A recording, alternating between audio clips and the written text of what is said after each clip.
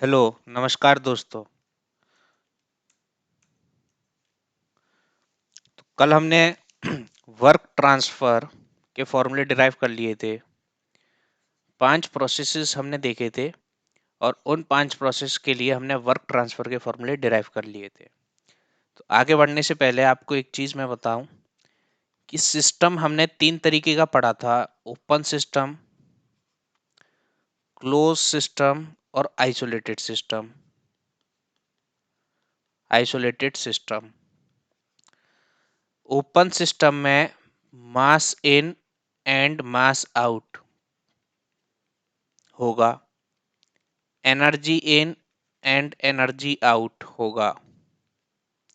ठीक है, एनर्जी इसको कहते हैं मास इंटरेक्शन और इसको कहते हैं एनर्जी इंटरेक्शन। क्लोज सिस्टम में M in and M out नहीं होगा और एनर्जी का इन एंड एनर्जी का आउट होगा। मतलब एनर्जी इंटरेक्शन होगा और मास इंटरेक्शन नहीं होगा। ठीक है, सीधी बात। और आइसोलेटेड सिस्टम में ना ही मास इंटरेक्शन होगा ना ही एनर्जी का इंटरेक्शन होगा। एनर्जी क्या होती है?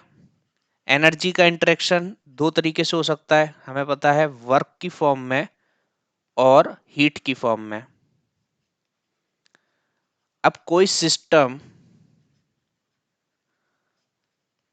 अपनी स्टेट चेंज करेगा तो एक प्रोसेस लाइन होगी।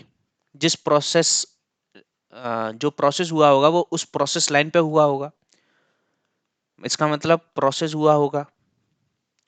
इस प्रोसेस से इस प्रोसेस में जो भी एनर्जी इंटरेक्शन हुआ है वो प्लस प्रॉपर्टी में जो चेंज आया है, प्रॉपर्टी चेंज, इन दोनों की स्टडी को ही थर्मोडायनेमिक्स कहा जाता है।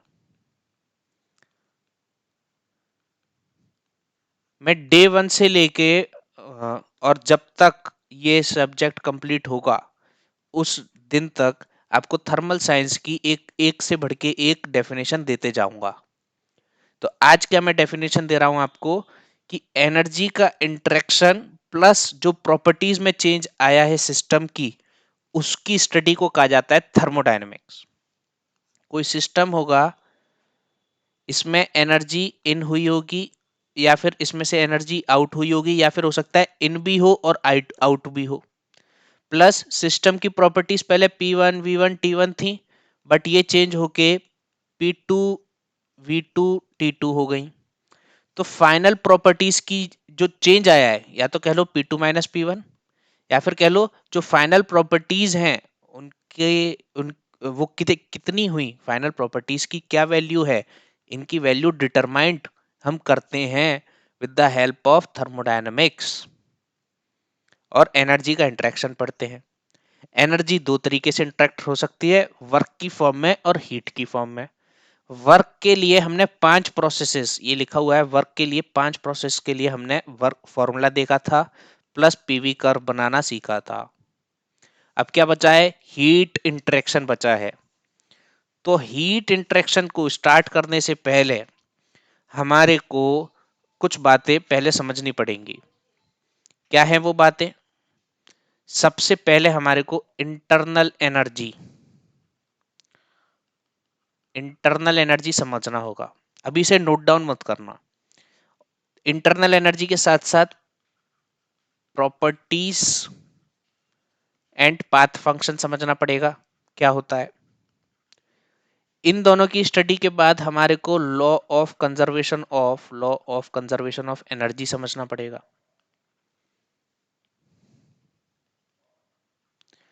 देन इन चीजों को समझने के बाद आप हीट ट्रांसफर समझने के काबिल होगे। तो आज का काम होगा ये टॉपिक्स को समझना, प्लस बेहतरीन तरीके के कुछ 7 या 8 क्वेश्चन लाया हूं। बहुत बेहतरीन और यूनिक क्वेश्चंस हैं आपके लिए, उनको सॉल्व करेंगे हम। ठीक है, और एक चीज की गारंटी मैं हर वीडियो में देता हूं कि जो क्वेश्चंस एंड में होने वाले हैं सेशन के, उन क्वेश्चंस के अलावा आप कोई भी कॉम्पिटिटिव एग्जाम दे लो या फिर कोई भी यूनिवर्सिटी का एग्जाम दे लो, इन क्वेश्चंस के अलावा आपको कोई क्वेश्चन नहीं मिलेगा, सिर्फ डिजिट का चेंज आएगा और कोई इनके अलावा आपको क्वेश्चन नहीं मिलेगा। ठीक है, ये गारंटी मैं हर वीडियो में देता हूं आपको। सो चलिए आज का सेशन स्टार्ट करते हैं फिर। तो सबसे पहले मैं आपको बताऊंगा प्रॉपर्टीज और पाथ फंक्शन क्या है। ऑल्दो पाथ फंक्शन हम जान चुके हैं कि वर्क एक पाथ फंक्शन है जो कि पाथ पे डिपेंड करता है, इसीलिए उसका नाम पाथ फंक्शन है। और डिटेल में थोड़ा सा समझने की कोशिश करेंगे अब हम। प्रॉपर्टीज क्या होती हैं, पहले हम देख रहे हैं प्रॉपर्टीज को। प्रॉपर्टीज, आपने हेडिंग डाली प्रॉपर्टीज एंड पाथ फंक्शन, उसमें आप सब हेडिंग डालो प्रॉपर्टीज। तो प्रॉपर्टीज होती हैं state of a system can be determined with its properties। जो भी पॉइंट मैं लिखते जा रहा हूं नोट बना के आप लिखते चलो साथ के साथ। State of a system can be determined with the properties of system.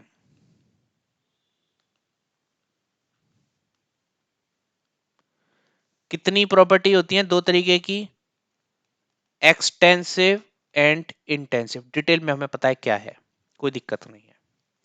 अच्छा, स्टेट, किसी भी सिस्टम की अगर मेरे को स्टेट जांचनी है, ये किसकी स्टेटमेंट है, ये मेरी स्टेटमेंट नहीं है, ये गिब्स गिब्स साहब ने स्टेटमेंट दिया है, गिब्स फेज रूल है ये। गिब्स साहब ने f is equals to C minus P plus two इस इक्वेशन के बिहाफ पे कहा कि यहाँ पे f है नंबर ऑफ इंटेंसिव प्रॉपर्टी जो कि रिक्वायर्ड होंगी किसी सिस्टम की स्टेट को जांचने के लिए।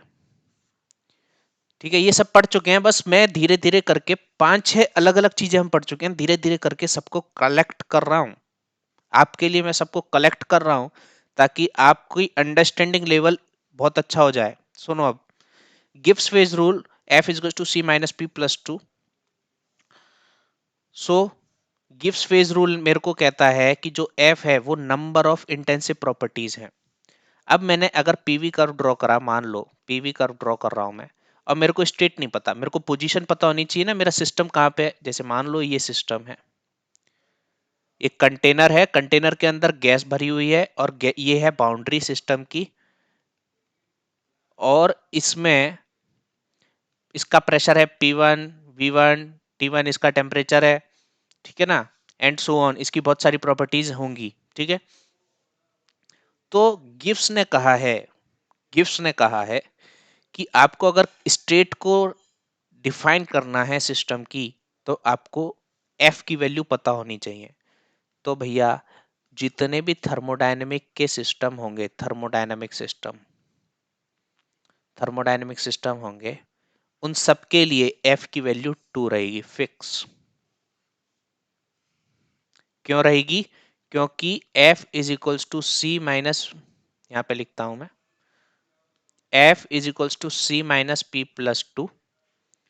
एफ हो गया डिग्री ऑफ फ्रीडम, सी हो गया नंबर ऑफ कंपोजिशंस। ये जो कंटेनर होगा ना, इसमें एक ही तरीके की गैस भरी होगी। ये होगा number of phases, gas phase है तो एक फेज हो गया, प्लस टू, वन से वन को चल बसे, और बचा two, F is equals to two. तो इसका मतलब है two intensive property are required to define the state of the system. State का मतलब है पोजीशन। और इससे फिर क्या समझ में आता है, दो प्रॉपर्टी चाहिए, दो प्रॉपर्टी चाहिए, तो ये जो 2D कर्व है, 2D कर्व है, ये काम कर जाएगा स्टेट को आइडेंटिफाई कराने में। अब मेरे को नहीं पता मेरा स्टेट कहाँ पे है, जस्ट मेरे को अगर मेरे सिस्टम की प्रॉपर्टीज पता है, मेरे को पता है कि प्रेशर P1 है और वॉल्यूम V1 है, तो ये हो गई इनिशियल स्टेट। मेरे को पता है प्रेशर P2 है और वॉल्यूम V2 है, तो ये हो गई फाइनल स्टेट। इन दोनों को अगर सिस्टम इनिशियल से फाइनल ऐसे करके जा रहा है, तो इसको कहते हैं प्रोसेस लाइन, प्रोसेस लाइन। ठीक है, जाएगा कैसे, एक प्रोसेस करके जाएगा, प्रोसेस करके जाएगा। प्रोसेस का मतलब हो गया कि when system changes its states, when system changes its state, changes its state, then process occurs। Clear cut image है आपके दिमाग में इस वक्त। प्रॉपर्टीज की बात चल रही है, दो प्रॉपर्टी चाहिए पूरे थर्मोडायनेमिक सिस्टम में किसी भी स्टेट को डिफाइन करने के लिए। ये स्टेटमेंट बहुत इंपॉर्टेंट है और ये स्टेटमेंट मेरी नहीं है, ये गिब्स साहब की स्टेटमेंट है। नेक्स्ट प्रॉपर्टीज में दूसरा पॉइंट, वो पहला पॉइंट था। प्रॉपर्टीज में दूसरा पॉइंट है कि in for a cyclic process,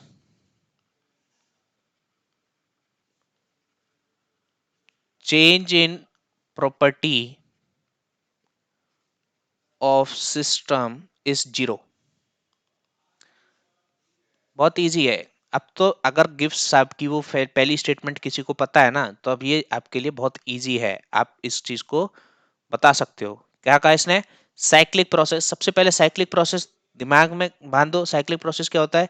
cyclic process का मतलब है इनिशियल स्टेट अगर ये है और ये सिस्टम मेरा घूम के ऐसे ऐसे ऐसे ऐसे ऐसे घूम के और फाइनल स्टेट भी सिस्टम की यही हो जाए, सिस्टम ऐसे गया और फाइनल स्टेट भी ऐसी हो जाएगी, तो इसको कहते हैं साइक्लिक प्रोसेस। पहली बात क्लियर। दूसरी बात कह रहा है भैया ये change in property of a system for a cyclic process, इसका मतलब P F minus P I, ये है pressure, final pressure minus final pressure minus initial pressure, ठीक है, और final temperature minus initial temperature, final volume minus initial volume. चलो, final pressure जब system यहाँ पे आ गया, ये हो गया इसका फाइनल प्रेशर P F is equal to P I. Final pressure final pressure और इनिशियल प्रेशर ये हैं सेम, तो ये हो गया जीरो। फाइनल टेम्परेचर और फाइनल इनिशियल टेम्परेचर जीरो।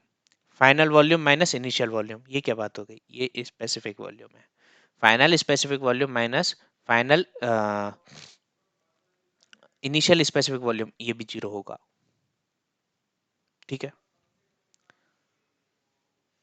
कोई भी प्रॉपर्टी हो, और कौन सी ले सकते हो आप ले लो कि internal energy, final internal energy minus initial internal energy is equal to zero.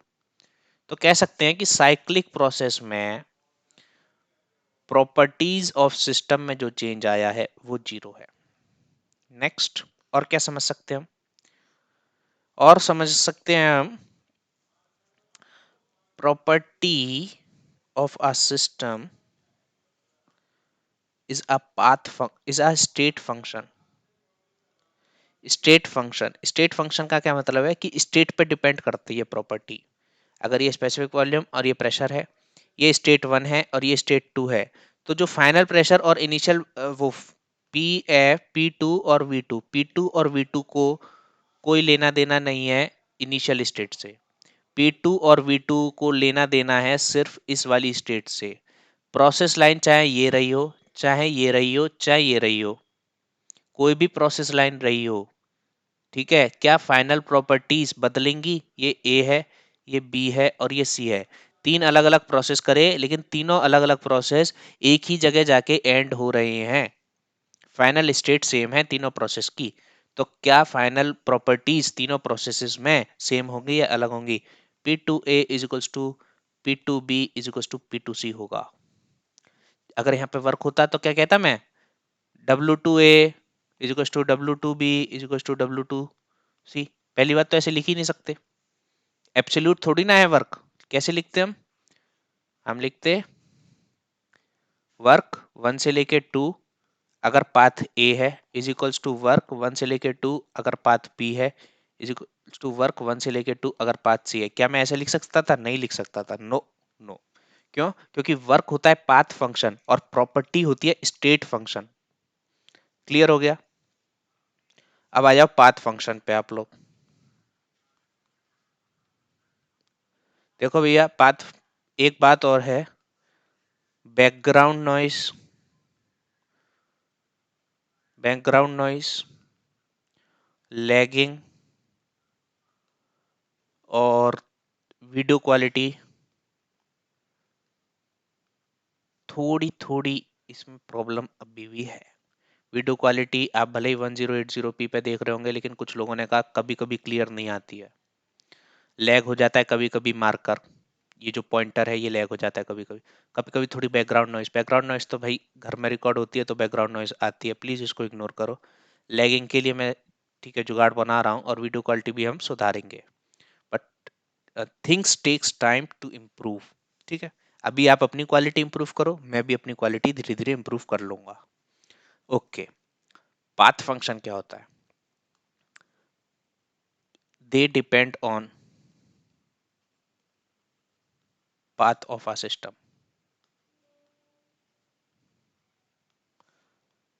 They are inexact differential. कल बताया था आपको कि इनएग्जैक्ट डिफरेंशियल क्यों होते हैं सारे path function inexact differential, they are inexact differential.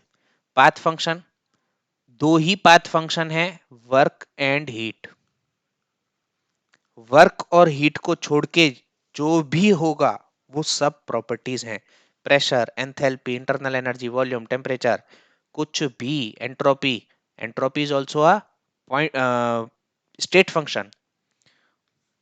और एक नोट नोट लिख लेना, नोट, कि स्टेट फंक्शन का एक दूसरा नाम है पॉइंट फंक्शन। इसको पॉइंट फंक्शन भी कहते हैं, क्योंकि हम एक स्टेट को ऐसे पॉइंट से शो करते हैं ना, इसीलिए इसको पॉइंट फंक्शन भी कहते हैं। तो कंफ्यूज नहीं होना, एक होता है पॉइंट फंक्शन, एक होता है पाथ फंक्शन, और पॉइंट फंक्शन और स्टेट फंक्शन सेम ही है। ठीक है, other than work and heat जो भी है सब पॉइंट फंक्शन है। समझ में भी आता है? हाँ, ठीक है। अगर तीन, जल्दी से मैं तीन पाथ ले लेता हूं बस। ये इनिशियल स्टेट है, ये फाइनल स्टेट है। एक सीधे सीधे जाओ, एक ऐसे करके जाओ, एक तुम ऐसे चले जाओ। A B C, initial state से फाइनल स्टेट गए। तो वर्क, पहली बात तो वर्क लिखना है, W1 to 2 ए प्रोसेस से, W1 to 2 B process, W1 to 2 C process, Q1 to 2 A process, wait, is equals to Q1 to 2 B process is equals to Q1 to 2 C process। ऐसे cross cross कर देना है। क्यों कर रहे हैं? आपको पता है क्यों कर रहे हैं। चलिए, पाथ फंक्शन क्लियर हो गया, पॉइंट फंक्शन क्लियर हो गया। अब आ जाओ आप इंटरनल एनर्जी पे, हेडिंग लगाओ internal energy.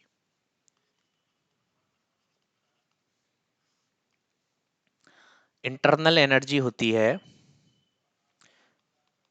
Total energy is equals to summation of, कल लिखा चुका हूं ये मैं आपको, macroscopic plus summation of microscopic energy. अच्छा, जो डेली डेली नोट्स को रिवाइज नहीं करेगा उसकी बत्ती गोल होने वाली है। Summation of macroscopic and microscope, macroscopic में हम पढ़ते हैं काइनेटिक एनर्जी और potential energy, plus summation of microscopic energy. Microscopic energy में कौन, माइक्रोस्कोपिक एनर्जी का मतलब है energy possessed bye molecules of the system. Energy देखो शॉर्ट में लिख रहा हूं, पोसेस्ड बाय मॉलिक्यूल्स, मॉलिक्यूल्स आप पूरा पूरा लिखना, मॉलिक्यूल्स ऑफ सिस्टम, मैं शॉर्ट में लिख रहा हूँ लेकिन आप पूरा पूरा लिखोगे। इसको कहते हैं माइक्रोस्कोपिक प्रॉपर्टी। माइक्रो मतलब छोटे लेवल की, और मैक्रो मतलब पूरे सिस्टम की। पूरे सिस्टम के लिए काइनेटिक एनर्जी और पोटेंशियल एनर्जी डिफाइंड होती है, लेकिन माइक्रोस्कोपिक एनर्जी, सारी माइक्रोस्कोपिक एनर्जी को जोड़ दोगे तो वो, इसका ये मतलब है कि आप सारे मॉलिक्यूल्स की एनर्जी का समेशन कर रहे हो। इसी को कहते हैं इंटरनल एनर्जी। क्या कहते हैं? Internal energy. Okay, so total energy is equals to summation of macroscopic energy plus internal energy, plus internal energy. Internal energy का सिंबल होता है U। सिंबल बहुत प्यारे हैं, थर्मल साइंस में बहुत प्यारे सिंबल हैं। ई सिंबल होता है एनर्जी का, टोटल एनर्जी का, टोटल एनर्जी का, चाहे ई लिखा हो या ईटी लिखा हो इसका मतलब है टोटल एनर्जी। यू होता है इंटरनल एनर्जी, H होता है एंथैल्पी, S होता है एंट्रोपी। ये फंक्शंस हैं बस, यही तो है और क्या है। एनर्जी पता है, मैक्रो और माइक्रो का समेशन। सिर्फ micro, that is internal energy. Enthalpy और एंट्रोपी की बात ही नहीं करेंगे, अभी हम बात ही नहीं कर रहे। क्यों इतना एडवांस में पढ़े हम। और एक एक डाउट और है मन में। क्या है आपके मन में डाउट? कि कभी क्वेश्चन, अभी हमने पढ़ा है सिर्फ चैप्टर 1 और चैप्टर 2 अभी चल ही रहा है, लेकिन हम क्वेश्चन कर रहे हैं ना, तो उसमें कुछ रेफ्रिजरेटर वाले क्वेश्चन भी आ रहे हैं, ठीक है ना, कुछ उसमें एंथैल्पी वाला भी आ रहा है, कुछ उसमें एंट्रोपी का भी आ रहा है, ठीक है, डिमोटिवेशन आ रहा है, कहीं ये आधा अधूरा तो नहीं पढ़ रहे हम लोग? नहीं भाई। अगर आप क्वेश्चन कर रहे हो और आपसे क्वेश्चन नहीं हो रहा है, तो सबसे पहले आपके दिमाग में आना चाहिए कि ये चैप्टर, ये जो टॉपिक है ये इस चैप्टर का नहीं है, मैंने गलत क्वेश्चन चूज करा है। क्योंकि आप ये लेक्चर सीरीज पढ़ने के बाद ऐसा हो ही नहीं सकता आपसे क्वेश्चन ना हो, पहली बात। दूसरी बात, फिर भी किसी के मन में डाउट है, डाउट रहता है कि नहीं यार, ये इसी टॉपिक का क्वेश्चन है और ये मैं पढ़ के बैठा हुआ हूँ, व्हाट्सएप ग्रुप पे आप उस क्वेश्चन को मेरे को भेजो, मैं आपकी क्वेरी को सॉल्व कर दूंगा। चलो आ जाओ अब। Total energy is to macro plus internal energy. अब इंटरनल एनर्जी, बस इतना इतना आपने लिख लिया। अब इसके अंदर सब हेडिंग डालो, ऐसे ऐसा आप एरो वाला साइन बनाओ। इस साइन को वैसे दैट इम्प्लाइज का साइन होता है, इसको कहते हैं दैट इम्प्लाइज, ठीक है, लेकिन हम नोट्स बनाते हुए इसको दैट इम्प्लाइज का मतलब बस यही रखते हैं कि ये एरो है, वरना मैथमेटिक्स में इसका मतलब है दैट इम्प्लाइज। चलिए, अब आप एरो बना के इसमें एक सब हेडिंग डालो, specific heat and heat capacity, ये सब हेडिंग डालो। क्योंकि ये पढ़ने के बाद ही आप इंटरनल, इस इक्वेशन से आगे आप तभी जा सकते हो जब आपने ये पढ़ा होगा। देखो, पहले मैं आपको बताता हूँ हीट कैपेसिटी क्या होती है। हीट कैपेसिटी, आप खाना खाते हो, आपकी कैपेसिटी क्या है? आप खाते हो 4 रोटी, ठीक है। हो सकता है आपका कोई छोटा भाई हो, वो खाता हो 3 रोटी। हो सकता है मम्मी पापा खाते हो 2 रोटी। तो मम्मी पापा की कैपेसिटी क्या है? 2 रोटी की। आपके भाई की कैपेसिटी 3 रोटी की, आपकी कैपेसिटी 4 रोटी की। आप 3 अलग अलग सिस्टम होना, सिस्टम 1, सिस्टम 2, सिस्टम 3, हर सिस्टम की अलग अलग कैपेसिटी है खाना खाने की। ऐसे ही यहाँ पे है, हर सिस्टम की अलग अलग कैपेसिटी होती है हीट स्टोर करने की। तो मैं यहाँ लिख देता हूँ, heat capacity, ability of the system to store heat. That's it, बात खत्म हो गई। सिंबल क्या है? सी, कैपिटल सी, कैपिटल सी होता है इसका सिंबल। स्पेसिफिक हीट कैपेसिटी, बहुत बड़ा नाम है ये। स्पेसिफिक हीट कैपेसिटी हम बोलते नहीं है, पूरा पूरा नाम नहीं बोलते, इसीलिए हम खाली स्पेसिफिक हीट लिखते हैं। बुक्स में भी, क्वेश्चन में भी आपको डायरेक्ट स्पेसिफिक हीट दिया होगा, लेकिन उसका मतलब क्या है? Specific heat capacity. अब ध्यान कर लो आप कि टोटल वॉल्यूम V था, स्पेसिफिक वॉल्यूम को आपने स्मॉल सिंबल से, पहली बात तो स्पेसिफिक जिसके आगे लग गया उसको आपको मास से डिवाइड करना है। स्पेसिफिक वॉल्यूम लग गया तो वॉल्यूम डिवाइड बाय मास। और उसका सिंबल क्या होगा? जस्ट कैपिटल लेटर को आपको स्मॉल लेटर में कन्वर्ट कर देना है, ठीक है। चलो करो, जल्दी करो। Specific heat capacity small C, heat capacity capital C, divided by mass of the system. ये क्या है? Mass of system.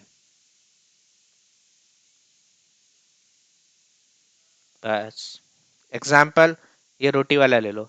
4 रोटी खाते हो और आपका मास है 70 किलो, आपका मास है 70 किलो। तो ये हो गई आपकी हीट कैपेसिटी, ये होगी आपकी रोटी खाने की कैपेसिटी। ये हो गई आपकी specific capacity of your eating. ठीक है ना, ऐसे ही है। चलो, इस एग्जाम भाई याद एग्जाम्पल ले लिया मैंने गलती से, फिर भी आप समझ गए होंगे मैं क्या कह रहा हूँ। चलो ये रोटी वोटी मिटा देते हैं। क्योंकि इस पीपीटी को आप देखते भी होंगे शायद बाद में लेक्चर खत्म होने के बाद। तो आ जाओ अब ये तो पढ़ लिया। हाँ, wait a minute. Ability of the system to store heat, ये हो गई heat capacity. Specific heat capacity की डेफिनेशन लिखा देता हूँ, ये नहीं लिखी हमने अभी। Ability of unit mass system to store heat, बात खत्म।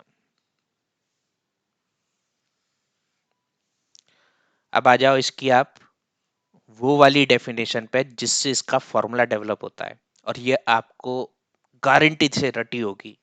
क्या है, जल्दी जल्दी। Heat required to raise the temperature of body by 1 degree Celsius और 1 केल्विन। क्या लिखा हुआ है, राइस। राइस का मतलब change in temperature. Change in temperature को आप डिग्री सेल्सियस में लिखो या केल्विन में लिखो, सेम ही बात है ना। 10 डिग्री सेल्सियस और 5 डिग्री सेल्सियस, इसको क्या हो गया 283 केल्विन, और ये हो जाएगा 278 केल्विन। माइनस करना, ये हो गया 5 डिग्री सेल्सियस और ये भी हो गया 5 केल्विन। तो चेंज इन टेम्परेचर चाहे डिग्री सेल्सियस में लिखा जाए या फिर केल्विन में लिखा जाए, वो सेम ही बात है। इसीलिए यहाँ पे लिखा हुआ है मैंने, heat required to raise the temperature of body by 1 degree Celsius और 1 केल्विन। ये है हीट कैपेसिटी की डेफिनेशन। हीट कैपेसिटी ये बस किताबी डेफिनेशन है, बाकी आपको फील तो मैंने वो मेरी जो डेफिनेशन मैंने आपको दी है उसी से फील आएगी। Ability of a system to store heat is known as heat capacity. अब ठीक है, अब इस डेफिनेशन से आप फॉर्मूला डेवलप करो। Heat capacity is equals to C, is equals to क्या है ये, heat require, let's say Q is the heat require to raise the temperature of body by 1 degree Celsius unit delta T.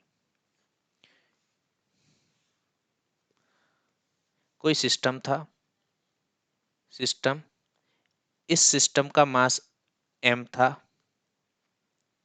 है ना। q amount की heat देने के बाद इसमें मान लो 5 डिग्री सेल्सियस का चेंज आ गया, तो क्या कह सकता हूं मैं, 5 डिग्री सेल्सियस का चेंज चाहिए तो q अमाउंट ऑफ हीट दो, 1 डिग्री सेल्सियस का चेंज चाहिए तो q ओवर 5 डिग्री सेल्सियस की हीट दो। तो ये क्या है, जो चेंज आया था यही लिखा हुआ है, ठीक है। Total heat divided by total change in temperature, क्योंकि हमारे को तो 1 डिग्री सेल्सियस वाला चेंज चाहिए था, ठीक है।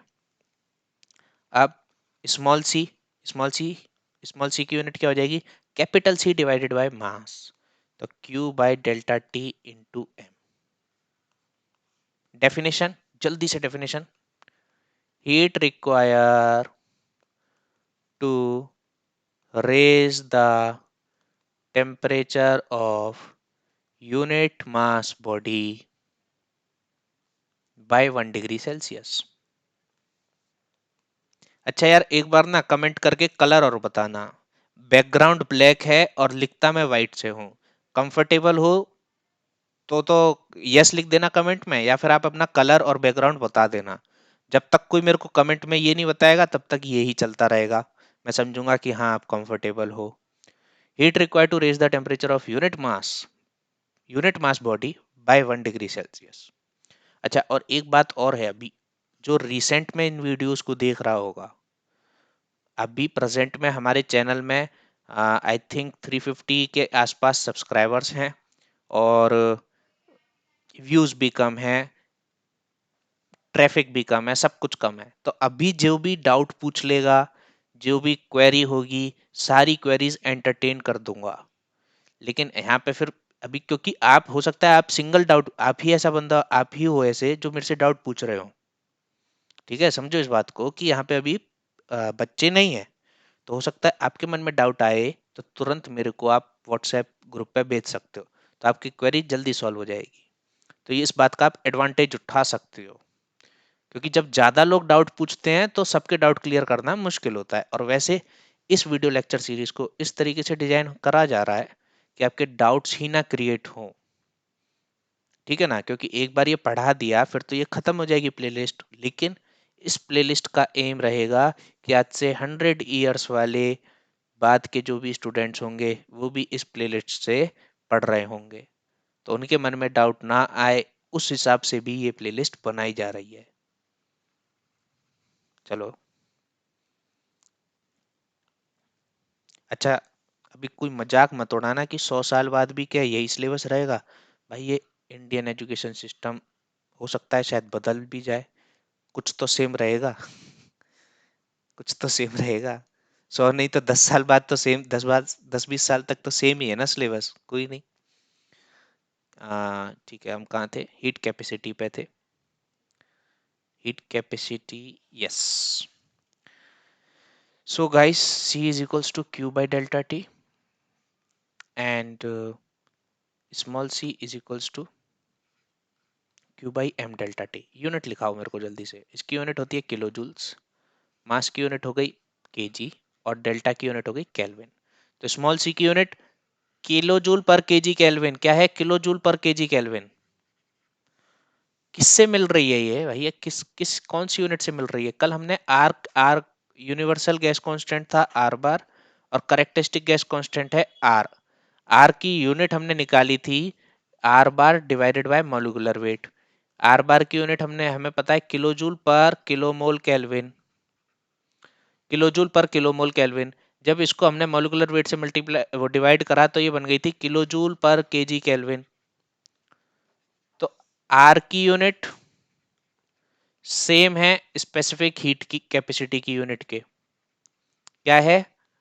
Kilo joule per KG kelvin. Kilo joule per KG kelvin, ठीक है। फॉर गैसेस, गैसेस के लिए हम ज्यादातर सीपी और सीवी का इस्तेमाल करते हैं। स्मॉल सीपी स्मॉल सीवी, इसका मतलब है specific heat capacity at constant pressure. Heat capacity at constant pressure, और इसका मतलब है specific heat capacity at constant volume. कोई प्रोसेस था, उसका इनिशियली P1 प्रेशर है और फिर स्टेट वन, ये स्टेट वन है, स्टेट वन, इसको आपने हीट वीट दी, ये स्टेट टू में गया, और यहाँ पे भी प्रेशर P1 ही रहेगा। अगर ये सिचुएशन है तो आप किसका इस्तेमाल करोगे कैलकुलेशन में? सीपी का। सीपी का मतलब है अगर किसी प्रोसेस के दौरान प्रेशर सेम है तो सीपी आप यूज करोगे। और अगर वॉल्यूम सेम रहा होता, V1 इज टू V2 रहा होता, तो आप सीवी का इस्तेमाल करोगे। कैसे करना है वो मैं बताऊंगा, बस अभी तो दिमाग में बिठाओ। और और क्या है इसमें? किसी भी गैस के लिए, फॉर एनी गैस,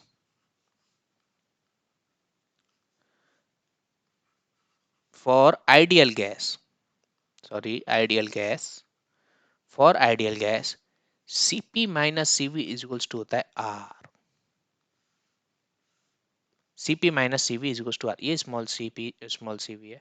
ये समझ जाओ यार, क्योंकि देखो ना, capital CP minus capital CV is equals to R हो सकता है? नहीं हो सकता। क्यों? क्योंकि इसकी यूनिट क्या हो रही है? Kilo joule per kelvin. इसकी unit kilo joule per KG kelvin. नहीं होगा। या तो ये लिखो capital CP minus capital CV is to M R, ये लिखो, चल जाएगा। फिर इसको आप कैसे लिखोगे? M into small CP minus M into small CV is to M R. M ने एम को चल बसे, एम से एम चल बसा, Cp minus small cv is equal to are. Unit balanced है।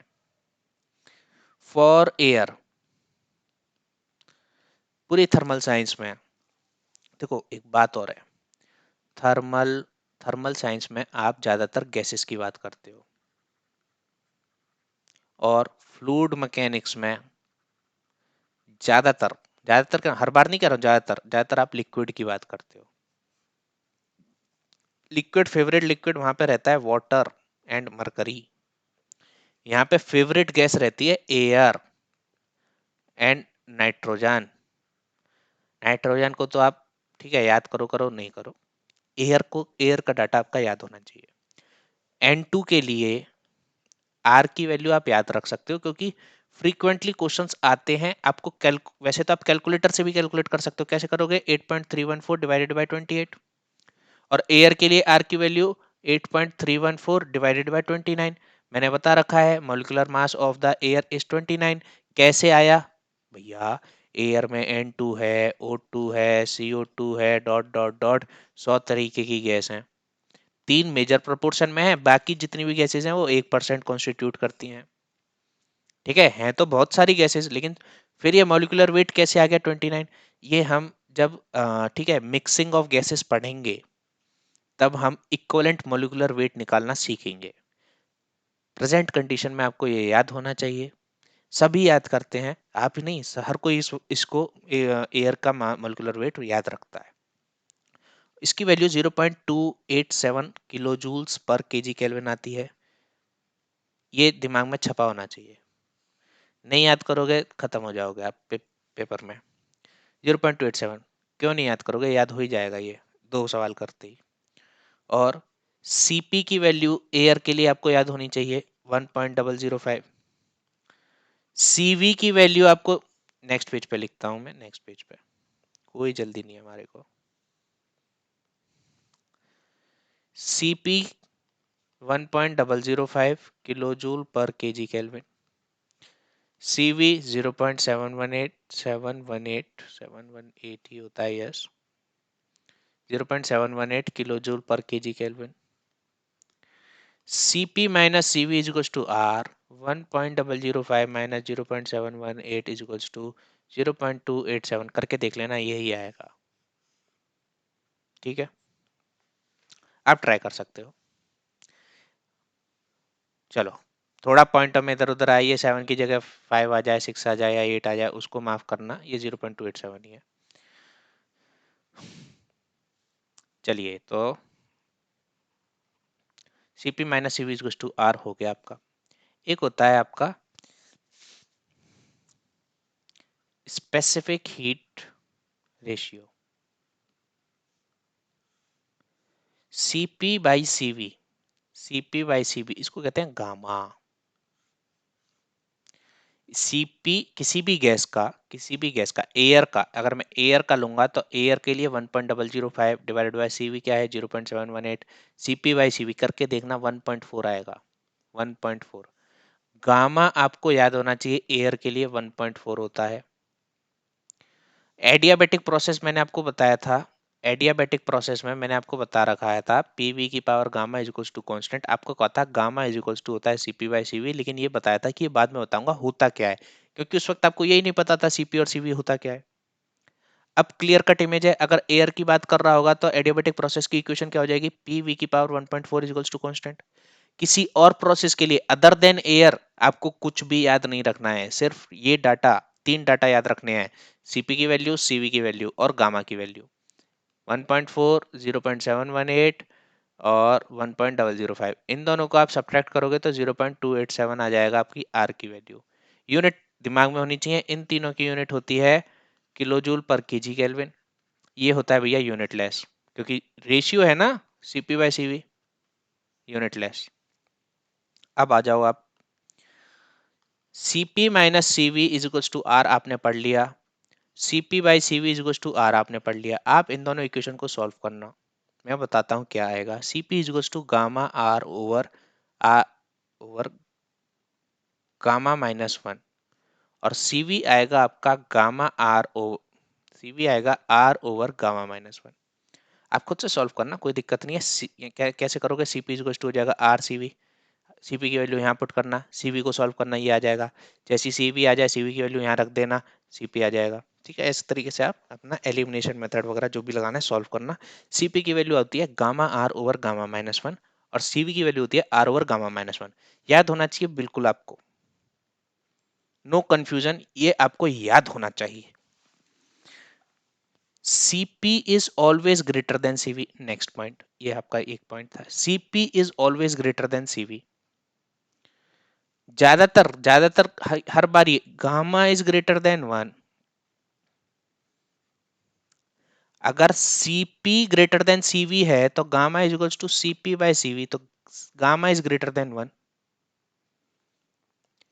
और ये जो फॉर्मूला है इसमें कंफ्यूजन ना हो, इसको याद करने का क्या है तरीका, Cp इज इक्वल्स टू, देखो Cp, देखो तुम्हारे को ये पता होना चाहिए गामा तो भैया ग्रेटर देन 1 होता ही है, और Cp ज्यादा होती है Cv से। Cv अगर R into R by gamma minus 1 है, Cv is equals to R over gamma minus 1 है, तो इसमें कुछ मल्टीप्लाई करना पड़ेगा ना। अगर Cp में इसको कन्वर्ट करना है, Cp में अगर इसको कन्वर्ट करना है तो इसमें कुछ मल्टीप्लाई करना पड़ेगा, गामा का मल्टीप्लाई कर दो। ठीक है, फॉर्मूले को याद रखने में दिक्कत नहीं होती, सबको याद होता है gamma over R gamma minus 1 और आर ओवर गामा माइनस 1। दिक्कत कहाँ होती है, ये नहीं पता होता कौन सा फॉर्मूला Cp का है और कौन सा फॉर्मूला Cv का है। तो याद रखना Cp हमेशा ज्यादा होता है तो Cp का फॉर्मूला ये होगा, और Cv कम होता है तो Cv का फॉर्मूला ये होगा। चलो, बाकी आप बहुत होशियार हो, आपको ये नौबत आएगी नहीं, ये मेरे लिए था, मैं ऐसे याद करता हूँ, ये मेरे जैसों के लिए था, आपके लिए नहीं था, फिर भी मैंने बता दिया। चलो, Cp Cv गामा, और कोई कहानी रह गई? नहीं, कंप्लीट, कंप्लीट हो गया। अब आ जाओ आप इंटरनल एनर्जी पे। इंटरनल एनर्जी की मैंने हेडिंग डलवाई थी आपको, और उसमें एरो बनवा के specific heat capacity oblique heat capacity मैंने हेडिंग डलवाई थी। ठीक है, अब ये जो सब सब टॉपिक था, ये सब टॉपिक कंप्लीट हो चुका है। अब हम इंटरनल एनर्जी पे दोबारा पढ़ रहे हैं, अब इंटरनल एनर्जी को हम दोबारा पढ़ रहे हैं। तो इंटरनल एनर्जी में हम एक इक्वेशन पे अटके थे, Et is equals to summation of macroscopic energy plus internal energy, macro kinetic energy plus potential energy is equal plus internal energy is equal to total energy. Kinetic का formula half M V square, potential का formula है M G H. ठीक है ना, और internal energy का जो formula होता है वो होता है आपका M C V delta T. Internal energy of the system is equal to M C V delta T. एक इंसान है, थोड़ा मोटा सा इंसान बनाते हैं हम,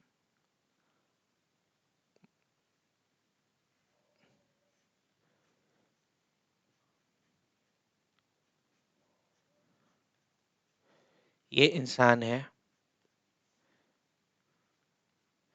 इसका एक सोल होती है, सोल, सोल होती है ना, आत्मा जिसको कहते नहीं, आत्मा के पास भी ताकत होती है, सोल, सोल की जो एनर्जी होती है उसको क्या कहते हैं, ऑरा। आदमी का ऑरा कैसा है, हीट ट्रांसफर पढ़ेंगे जब हम तो ऑरा की बात भी करेंगे, कि किसी आदमी का ऑरा आपने कभी कहीं भी नहीं सुना होगा, चाहे बुक हो, चाहे कहीं भी, कॉलेज, यूनिवर्सिटी, रिसर्च पेपर, कहीं आपने ऑरा की कैलकुलेशन सुनी है, कि how to calculate the aura of a human being? नहीं सुना। ऑरा क्या है, एनर्जी है। ऐसे नहीं कहते, एक आदमी खड़ा है, ये मेरा, ठीक है, इसका नाम मैं लेता हूँ आकाश, मेरा पर्सनली नाम है मयंक। अब देखो, आप में से किसी का नाम आकाश हो तो ऑफेंड मत होना, ठीक है। यहाँ पे अगर मेरा एक दोस्त और है, इसका नाम मैं लेता हूँ, चलो राजेश, मैं कहता हूँ कि आकाश के पास जाने से मेरे को नेगेटिव एनर्जी आती है, मैंने कहा राजेश के पास जाने से मेरे को पॉजिटिव एनर्जी आती है। क्यों? क्योंकि जो राजेश का ऑरा होगा और जो मेरा ऑरा होगा वो सेम लेवल के होंगे। तो राजेश का ऑरा मैं पसंद कर रहा हूं, इसीलिए राजेश की पास जाने से मेरे को पॉजिटिव एनर्जी आ रही है। बट मेरा ऑरा और आकाश का ऑरा अलग अलग होगा, इसीलिए आकाश के पास जाने से मेरे को नेगेटिव एनर्जी आ रही है। क्या मैं ऑरा को कैलकुलेट कर सकता हूँ? बिल्कुल कर सकते हैं। इस ठीक है, धरती पे क्या कोई सेम शक्ल के दो इंसान होते हैं? नहीं होते, बहुत बहुत ना के बराबर। ठीक है, अब वो थ्योरी मत लगाना कि हाँ भाई 6 जुड़वा होते हैं, एक इंसान के ऐसे होते हैं, ये वैसे होते हैं, नहीं। सेम शक्ल का कोई इंसान नहीं होता, सेम बॉडी टेम्परेचर का भी बहुत ना के बराबर इंसान होते हैं। 0% चांस है सेम बॉडी टेम्परेचर।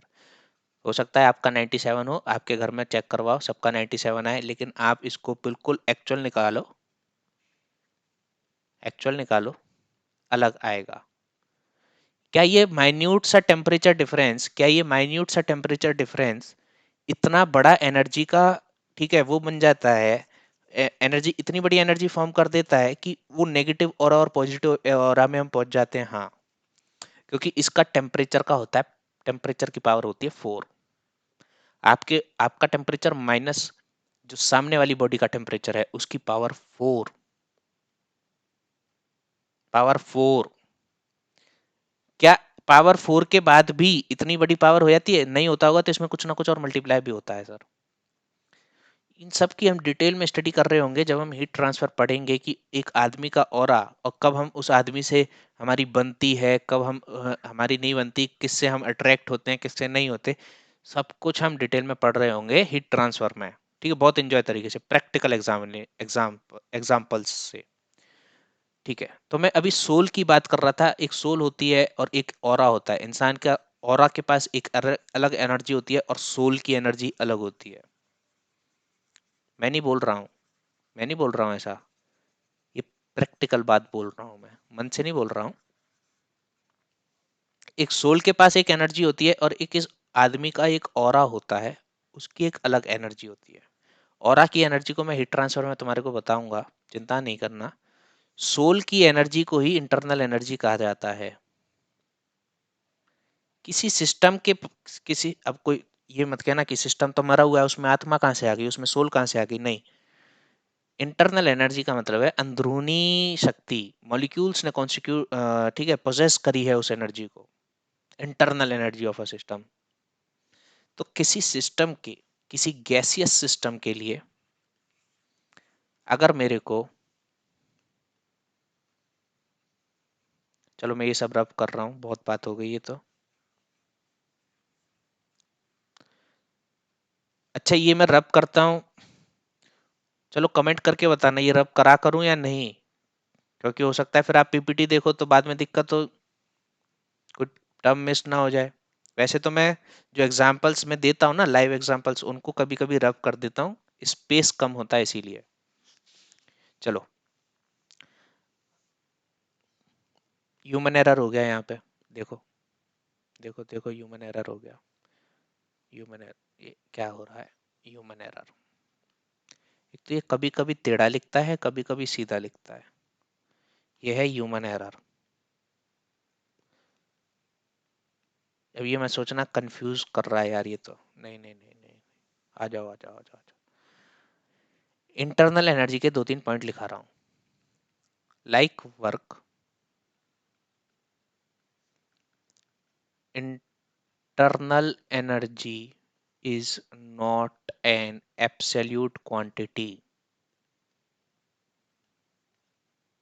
कल बताया था कि वर्क कभी भी स्टेट के लिए डिफाइंड नहीं होता, एक प्रोसेस के लिए डिफाइंड होता है। अगर किसी स्टेट के लिए डिफाइन करोगे तो वो होता ही नहीं है, मीनिंगलेस है। सिमिलरली, इंटरनल एनर्जी एक प्रोसेस में जो चेंज आया है, प्रोसेस में जो चेंज आया है, जो प्रोसेस हुआ है, यहाँ पे इंटरनल एनर्जी U1 रही होगी, यहाँ पे इंटरनल एनर्जी U2 रही होगी। लेकिन आप क्या U1 कैलकुलेट कर सकते हो? नहीं। क्या U2 कैलकुलेट कर सकते हो? नहीं। ठीक है, क्या W1 कैलकुलेट कर सकते हो? नहीं। W2 कैलकुलेट कर सकते हो? नहीं। क्या एक प्रोसेस में होने वाला वर्क कैलकुलेट कर सकते हो? हाँ। लेकिन यहाँ पे क्या है, एक प्रोसेस में होने वाली चेंज इन इंटरनल एनर्जी को हम कैलकुलेट कर सकते हैं, डेल्टा यू को। Like work, internal energy is not an absolute quantity. ठीक है, एक स्टेट पे आप इसको कैलकुलेट नहीं कर सकते, U1 can not be calculated. Next point क्या है? तो मेरे हिसाब से ह्यूमन एरर आपको समझ में आ गया होगा। वैसे ये एरर नहीं है, बहुत बड़ी मिस्टेक है। मिस्टेक क्या है? ये डेल्टा यू आना था, मैंने यू लिख दिया। डेल्टा यू आएगा। मैं हाँ, दूसरा point, unlike work, internal energy is property of system.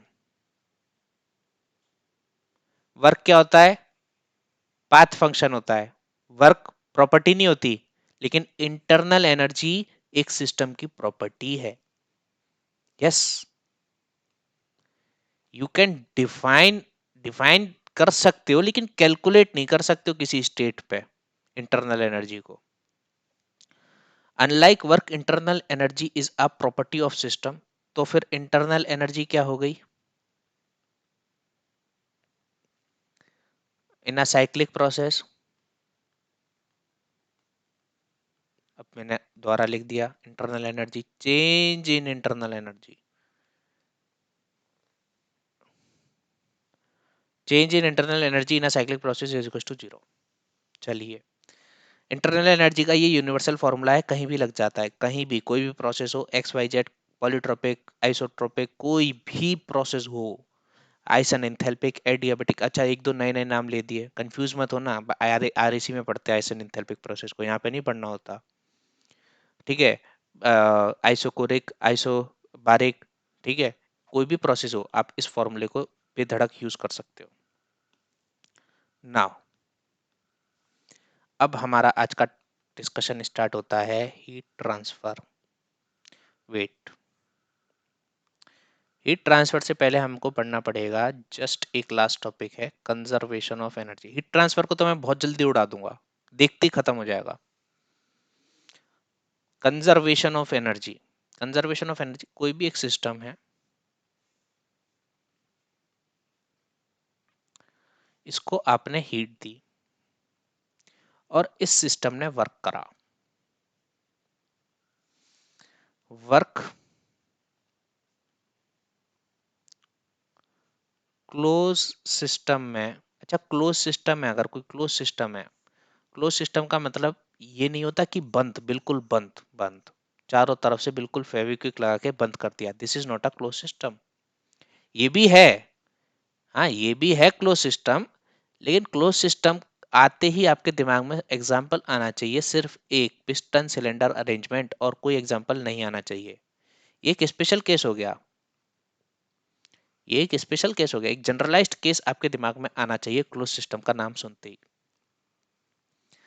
तो क्लोज सिस्टम में वर्क कैसे होता है? जब ये पिस्टन ऊपर उठती है, जब ये पिस्टन, ध्यान से सुनना, वर्क हम पढ़ चुके हैं, लेकिन उससे एक पॉइंट मिस हो गया था, उसको मैं डिस्कस कर रहा हूँ। खैर वो इतना बड़ा पॉइंट भी नहीं है, लेकिन फिर भी आपको हर चीज पता होनी चाहिए।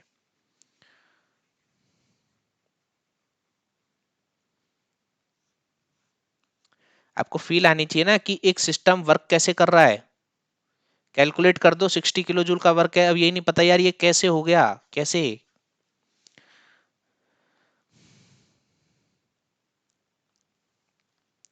ये वर्क है, इनिशियल प्रेशर P1 है और वॉल्यूम V1 है, ठीक है? यहाँ पे आपने हीट दी, इस हीट की वजह से एक्सपेंशन हुआ और ये पिस्टन ऊपर उठी, ये पिस्टन ऊपर उठी, मान लो x डिस्टेंस से ऊपर उठी, और x को बार बार आप कैलकुलेट नहीं करोगे, इसका फॉर्मूला डेल्टा V बाई ए, कल कल हमने कैलकुलेट कर रहा था, डेल्टा V बाई ए, ठीक है? ये x डिस्प्लेसमेंट इसने दिया, ठीक है? तो वर्क क्या होता है? Force into displacement, displacement is x, F into delta V। अच्छा, अगर मैं बात करूं, छोटे से डिस्प्लेसमेंट की बात करूं, आपने छोटी सी डी क्यू हीट दी, देखो डी के बार बार लगा हुआ है, इन एग्जैक्ट डिफरेंशियल है, छोटी हीट दी। एक चीज और है, छोटी सी हीट को आप ऐसे ही लिखोगे, छोटी सी हीट को ऐसे मत लिख देना, क्योंकि इसका मतलब होता है Q2 माइनस Q1, ये गलत हो गया। डेल्टा क्यू को तब आप लिख सकते हो जब डी क्यू अगर कोई लिख सकता होगा तो वो डेल्टा क्यू लिख सकता है, लेकिन हम डी क्यू ही नहीं लिख सकते, समझो इस बात को, क्योंकि heat and work our path function, एक पाथ फंक्शन।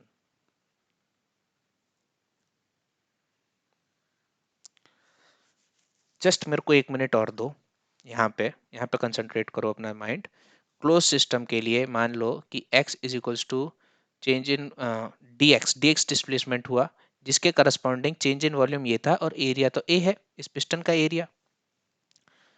ऑल राइट, तो work is equals to force into displacement. Force into displacement क्या है, dv by a। f f by a क्या हो गया, p। p dv, ये है तुम्हारा छोटा सा वर्क, ये है छोटा छोटा सा वर्क। फिर आप इसको इंटीग्रेट करते हो, तो यहां से आता है कि area under PDV curve is the work. Area under PDV curve is work. ठीक है, जब आप इसको इंटीग्रेट करोगे तो integration of D W is equals to W2 minus W1, ये मत लिखना, बता चुका हूं बहुत बार। क्या लिखेंगे हम, डी डब्ल्यू को लिखेंगे W1 से लेके 2। इसका मतलब होता है 1 से 2, 1 से 2 जो प्रोसेस हुआ है उस दौरान जो वर्क का इंटरेक्शन रहा होगा, मेरे को नहीं पता सिस्टम के ऊपर वर्क हुआ है या सिस्टम ने वर्क करा है, लेकिन जो भी वर्क का इंटरेक्शन रहा होगा वो आएगा पी डीवी से, इसका इंटीग्रेशन करने के बाद। और with the help of this formula हमने नए 5 फॉर्मूले डिराइव करे थे, याद है सबको, बिल्कुल याद होने चाहिए। 5 नए फॉर्मूले डिराइव करे थे। अच्छा, अभी एक चीज, ठीक है, ऑरा के चक्कर में जब हम ऑरा डिस्कस कर रहे थे तो हमने एक चीज स्किप कर दी। चिंता मत करो, एट द एंड सारी चीजें कवर होंगी, स्किप तो कुछ नहीं होगा। ओके, यहाँ पे हमने हीट रिक्वायर्ड, हीट कैपेसिटी पढ़ा है, यहाँ पे हमने आइडियल गैस पढ़ा है। हम प्रॉपर्टीज कहाँ पे पढ़ रहे थे, इंटरनल एनर्जी, ये हमने इंटरनल एनर्जी के लिए प्रॉपर्टीज लिखी थी। आप एक काम करो, आपके जो भी पेपर होगा उसको ऐसे भागो और यहाँ पे हेडिंग डाल दो पाथ फंक्शन। ठीक है, कॉपी में देखना, अभी हम प्रॉपर्टीज ऑफ सिस्टम डिस्कस कर रहे थे, तो मेरे हिसाब से हमने पाथ फंक्शन डिस्कस नहीं कराया अभी, तो मैं पाथ फंक्शन आपको डिस्कस करा देता हूँ with in a minute. Path function दो ही हैं पूरे पूरे थर्मोडायनेमिक्स में, हीट एंड वर्क। हीट और वर्क को छोड़ दिया जाए तो जितने भी प्रोसेस हैं वो सारे प्रॉपर्टीज हैं। जो भी हीट और वर्क को छोड़ दो, जो भी बचा, pressure, temperature, volume, internal energy, enthalpy, entropy, जो भी बचा वो सारी की सारी प्रॉपर्टीज ऑफ सिस्टम है। लेकिन पाथ फंक्शन बस दो ही हैं, हीट एंड वर्क। ये पाथ पे डिपेंड करते हैं, इसका मतलब है 1 से लेके 2। आई थिंक ये हम कर चुके हैं, आई थिंक। अगर मैं 3 प्रोसेस मान लूं, A B C, PV curve, यही डिसएडवांटेज है बस कि लाइव इंटरेक्शन नहीं होता है। तो यहां से मैं कह सकता हूं कि W1 से लेके 2 जो पाथ ए पे वर्क होगा इज इक्वल्स टू W1 से लेके 2, 1 से लेके 2, इसका क्या मतलब है, ये जो 1 से लेके 2 का प्रोसेस हुआ है, इस प्रोसेस के दौरान जो वर्क इंटरेक्शन रहा होगा, ठीक है, लेकिन वंस इनिशियल स्टेट 1 है, फाइनल स्टेट 2 है, लेकिन पाथ है B is equals to W1 से लेके 2 और पाथ है सी, क्या ये बराबर होंगे, नहीं होंगे। सिमिलरली Q1 से लेके 2 a path A is equals to Q1 से लेके 2 path B is equals to Q1 से लेके 2 पाथ सी, क्या ये सेम होंगे, ये भी सेम नहीं होंगे, क्योंकि ये है path function. Work and heat our path function. Now यही था पाथ फंक्शन और प्रॉपर्टीज में। अब आप बादशाह हो, हर चीज हर टॉपिक के आप बिल्कुल शहंशाह हो, आपसे कोई ओलंपियाड दिलवा लो, कोई पेपर दिलवा लो, आपको कोई नहीं हरा सकता। ठीक है ना, कुछ क्वेश्चंस और हाँ अभी तो हमें क्वेश्चंस भी करने हैं, फिर तो आप बिल्कुल नेक्स्ट लेवल पे पहुंच जाओगे। चलिए, कंजर्वेशन ऑफ एनर्जी बताना है मेरे को आपको, जस्ट हीट हीट ट्रांसफर तो उड़ा दूंगा अभी, फिर हम क्वेश्चंस करेंगे।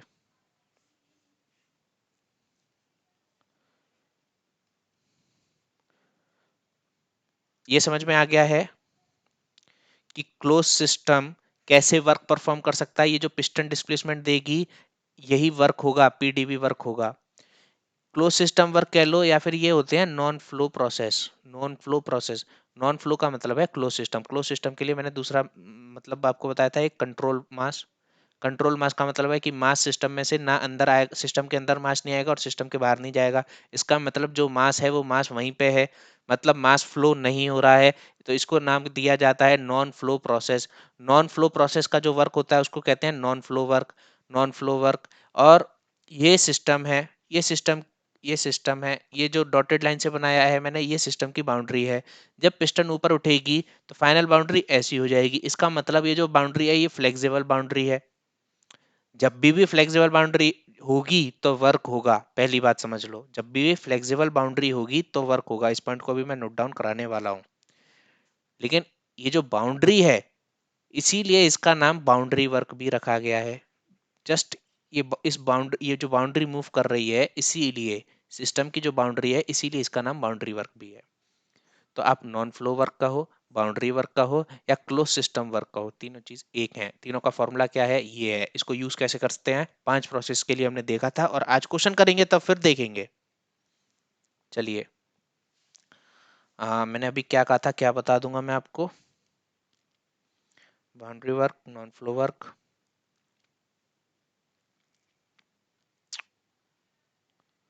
पीडीवी। चलिए देखते हैं। मैंने कुछ ऐसा खास भी नहीं बोला था कि बता दूंगा। कमेंट में बताना मैंने क्या बोला था, बता दूंगा। चलो, conservation of energy. Conservation of energy ये कोई सिस्टम है। इस सिस्टम को आपने हीट दी। इस सिस्टम की इंटरनल एनर्जी U1 थी। इस हीट ने दो काम करे। इस हीट ने सिस्टम पे, इस हीट के एवज में आपने सिस्टम को हीट दी।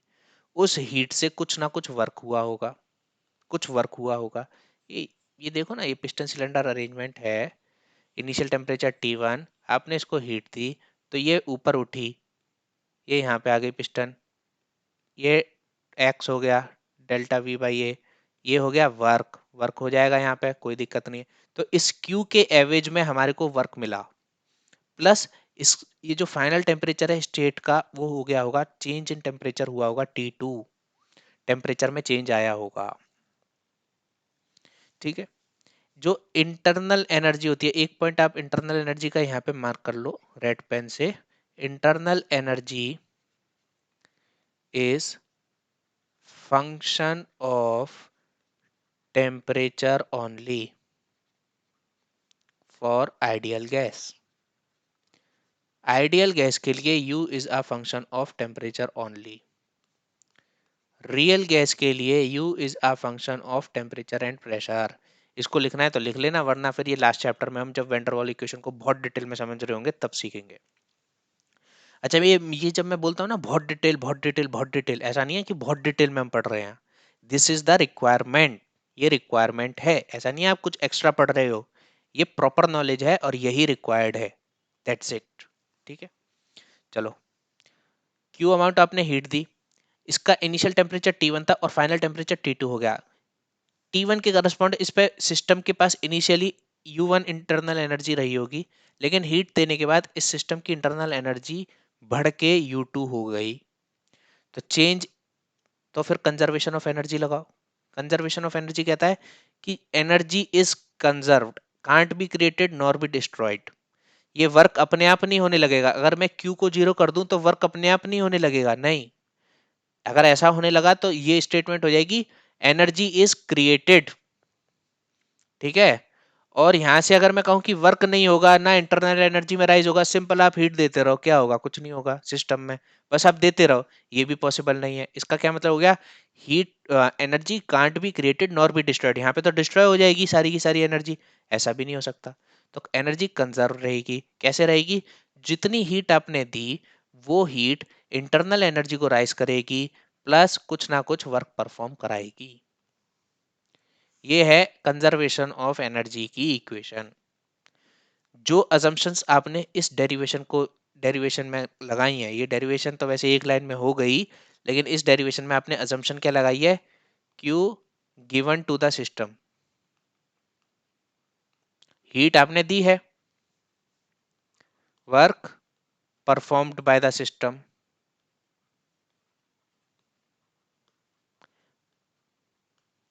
ठीक है, ये सिस्टम था, इसमें आपने हीट दी और इसने वर्क करा। अच्छा हाँ, जैसे हीट देते हैं, हीट कैसे दे रहे हैं, वर्क की तो फीलिंग आ गई, वो जो पिस्टन उठती थी, पिस्टन का मूवमेंट है, वो वर्क है।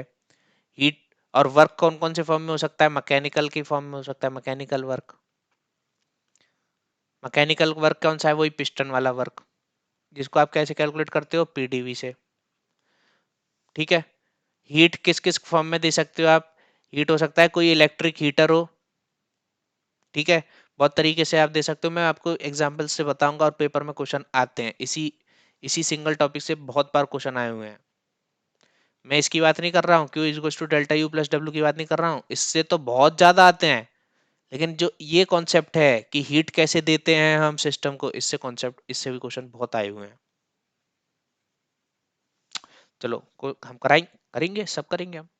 Q is to given to the system. अच्छा, अगर ऐसा होने लगा कि सिस्टम हीट रिजेक्ट कर रहा है और सिस्टम के ऊपर वर्क होगा, सिस्टम हीट रिजेक्ट कर रहा है और सिस्टम के ऊपर वर्क हो, बाहर से, बाहर क्या है, सराउंडिंग, सराउंडिंग सिस्टम के ऊपर वर्क करे, इसका मतलब ये कौन सा एग्जांपल हो जाएगा, ये एग्जांपल हो जाएगा ये वाला, कि पिस्टन को सराउंडिंग कंप्रेस कर रहा है और पिस्टन नीचे जा रही है, वर्क हो रहा है सिस्टम के ऊपर, सिस्टम क्या है, ये गैस, ये बाउंड्री, बाउंड्री कंप्रेस हो रही है।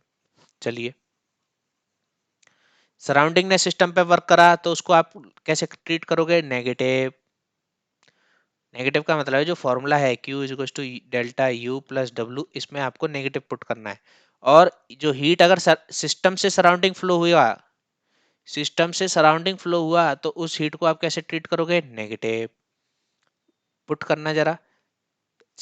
ये जो फॉर्मूला वैलिड है, ये पिछले वाले डायग्राम, इस वाले डायग्राम के लिए वैलिड है, इस वाले डायग्राम के लिए, इस वाले डायग्राम के लिए मैंने क्या बताया, अगर क्यू सिस्टम में से निकल रही है तो उसको आप क्या भरोगे, नेगेटिव, फॉर्मूले में नेगेटिव भर दिया, is equals to delta U, ठीक है, प्लस, अब अगर सिस्टम के ऊपर वर्क हो रहा है तो उसको आप कैसे भरोगे, उसको भी आप नेगेटिव भरोगे, नेगेटिव भर दिया, ठीक है। चलो वर्क को इधर ले जाओ और क्यू को इधर ले आओ, तो work is equals to delta U plus Q, तो ये यही तो है, ये तो अंडरस्टूड चीज है ना, ये इनपुट था, इनपुट, आउटपुट में क्या आया, आउटपुट में डेल्टा यू मिला और आउटपुट में आपको क्यू मिला, इनपुट इज टू आउटपुट ही तो लगाया, ये एनर्जी इन हुई, ये इंटरनल एनर्जी राइज हुई और क्यू हीट ट्रांसफर मिल गया, है ना।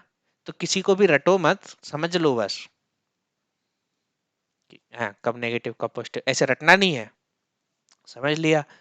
रट, वैसे हम भी रटते हैं, मैं कैसे रटता हूँ इसको, कि खाना खाया, हीट को कैसे मैं याद करता हूँ, खाना, खाना खाया तो वो अच्छी बात है, वो हो गया पॉजिटिव, और खाना खा के काम करने में मजा आएगा तो वो भी पॉजिटिव, अगर खाना निकाला गया मतलब हीट निकाली गई तो वो नेगेटिव, और कोई मेरे ऊपर काम करे मतलब जबरदस्ती काम कराए वो भी नेगेटिव, मैं काम करूंगा लेकिन सराउंडिंग मेरे ऊपर काम नहीं कर सकता, इस तरीके से याद कर सकते हैं हम इस चीज को, ठीक है। चलो, हीट हो गया, वर्क हो गया, पाथ फंक्शन होते हैं हीट एंड वर्क। अब हीट ट्रांसफर के 5 फॉर्मूले। Number 1, reversible constant volume process, isometric process, isochoric process, तीनों एक ही बात है, आपको ये फॉर्मूला यूज करना है हर बार। Q1 to 2 आपको निकालनी है, डेल्टा यू का formula M C V delta T, हर जगह डेल्टा यू का फॉर्मूला यही लगेगा, प्लस कल हमने डिराइव करा था कांस्टेंट वॉल्यूम प्रोसेस के लिए वर्क होता है जीरो, क्योंकि वर्क होता है पी डीवी और डीवी क्या है, जीरो, तो वर्क हो गया जीरो जीरो, तो Q1 to 2 is to this, point मार के याद कर लो कि heat transfer in a isometric process is equal to change in internal energy of system। ठीक। दूसरा, अरे ये समझ में आया कि नहीं आया? ये जीरो हो गया तो क्यू किसके बराबर है? डेल्टा यू के बराबर। Heat transfer in isometric process is change in internal energy of system. Reversible constant pressure process. अच्छा, मेरी स्पीड ज्यादा है कम है ये भी बताना एक बारी। एक दो कमेंट आ गए ना स्पीड से रिलेटेड तो मैं समझ जाऊंगा हाँ कितनी रखनी है। ये वैसे ये मैं अपनी नॉर्मल स्पीड से ही लिखता हूँ। Reversible constant pressure process. Okay, इसमें क्या करते हैं हम? प्रेशर रहता है कांस्टेंट। ठीक है। इंडेक्स क्या है इस प्रोसेस का? इंडेक्स है जीरो। इंडेक्स के लिए मैं सिंबल यूज कर रहा हूँ के इज इक्वल टू जीरो। अच्छा, एक बार पीछे वाली स्लाइड पे जा रहा हूँ मैं। सिंपल ये लिखने कि इसमें क्या है, volume is equal to constant है और के की वैल्यू होती है इनफाइनाइट, इंडेक्स होता है इनफाइनाइट। चलिए इधर आ जाओ। प्रेशर कांस्टेंट है, इंडेक्स है K is equal to zero.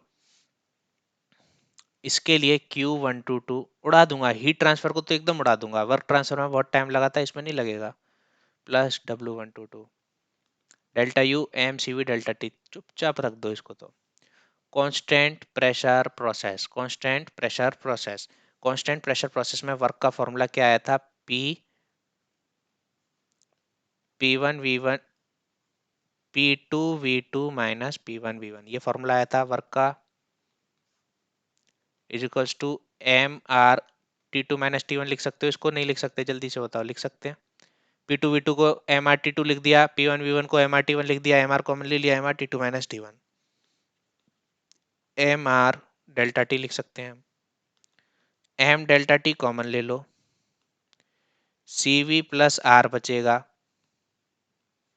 और मेरे को पता है CP minus CV is equal to R, तो CP is equal to CV plus R, तो MCP डेल्टा T Q122 जी। यहाँ पे लिखना इन, देखो मैं बोल रहा हूँ, मैं डिक्टेट कर रहा हूँ, लिखना आपका काम है। मेरे को तो आता है तो मैं नहीं लिखूंगा हर बार, आप लिखो, आपको नहीं आता। इन reversible constant pressure process, in reversible constant pressure process, heat transfer is equal to change in enthalpy of system। जैसे कि चेंज इन इंटरनल एनर्जी का फॉर्मूला mcv डेल्टा टी है, ऐसे ही चेंज इन एंथैल्पी का फॉर्मूला mcp डेल्टा टी है। Internal energy आपको पता है, वो जो एग्जांपल दिया था कि आत्मा होती है, आत्मा की energy that is internal energy. अच्छा, एंथैल्पी क्या होता है फिर? एक होती है ऑरा, एक होती है सोल की एनर्जी, ये एंथैल्पी क्या है फिर? चलो, एंथैल्पी क्या है ये हम आगे पढ़ेंगे। आगे पढ़ेंगे तो अभी क्यों बताया? अभी इसीलिए बताया क्योंकि ये जो जिस जिस प्रकार इंटरनल एनर्जी का एक ही फॉर्मूला हर जगह यूज होता है, ऐसे ही एंथैल्पी का ये मोस्ट ब्यूटीफुल फॉर्मूला है जो आप हर जगह यूज करते हो। तो ये यहाँ पे भी आया है, और ये लाइन आपको याद रखनी है, नोट्स में यहीं पे लिखनी है। तो वहां पे बताता, फिर आप कहते हैं अरे पीछे जाना पड़ेगा, तो इसीलिए इसको बता दिया है। इन reversible constant pressure process heat transfer is change in enthalpy of system, ये रहा formula MCP delta T derive हो गया। ये याद रखना है कि कांस्टेंट प्रेशर प्रोसेस है तो MCP delta T, MCP delta T क्या होता है? चेंज इन एंथैल्पी। कांस्टेंट वॉल्यूम प्रोसेस है तो आया था एमसीवी डेल्टा टी, है ना? अब आ जाओ इधर, third process isothermal process. Isothermal process का मतलब है टेम्परेचर कांस्टेंट होता है, इंडेक्स की वैल्यू, इंडेक्स को मैं के से डिनोट कर रहा हूँ, के इज इक्वल टू होता है 1, फॉर्मूला पीवी की पावर कांस्टेंट। ठीक है, आइसोथर्मल के लिए लगाओ Q1 से लेके 2 is equal to M C V delta T plus work भैया डेल्टा टी जीरो हो गया। आइसोथर तो इससे क्या पता लगा कि आइसोथर्मल प्रोसेस में आप सिस्टम में हीट दो या सिस्टम वर्क करे या फिर कुछ भी हो, वर्क करो और हीट निकले, कुछ भी हो, उल्टा हो रहा हो या सीधा हो रहा हो, लेकिन डेल्टा यू जीरो होगा, डेल्टा यू जीरो होगा। इसका मतलब change in internal energy zero होगी, होनी भी थी, क्योंकि u is a function of temperature only. जब टेम्परेचर कांस्टेंट है तो change in u is equal to zero.